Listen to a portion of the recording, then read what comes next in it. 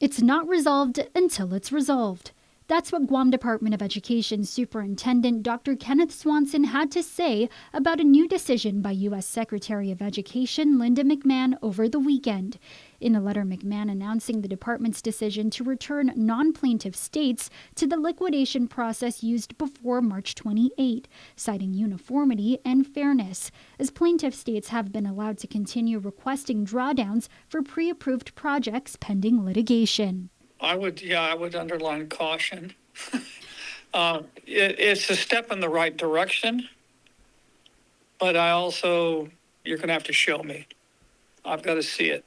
Swanson says this could now allow GDOE to revisit the system of making upfront local payments and seeking reimbursement later. The way that I see it being interpreted with some other releases that have gone out, which did not come from us, was that the whole process had been reinstated as to the way it was from the very beginning. And that's just not the case yet. He notes the three main projects, the reimbursement of 12 campuses, FB Leon Guerrero Middle School, and air conditioning, are still in the appeals process after a prior denial from USDOE. We understand the late liquidation date of March of 2026 has been reinstated. However, what has not been undone is the shift from the full approval of all of our projects as they were initially contracted to now having to submit those proposals over again and have them reapproved. So our big contracts that were rejected one time around, those are all in on appeal. That the only thing that we can receive funds for is those things that pass the appeal process or the review process. So there's a lot of work still to be done. Swanson also noting GDOE filed claims for around 67 vendors under the same rules using the initial filing process, with contracts ranging from $1,500 to $1 to $2 million.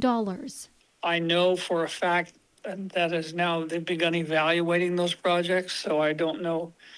Most of them don't have anything to do with construction. They're all about instructional materials and training and those kinds of things. That total nearly $41 million.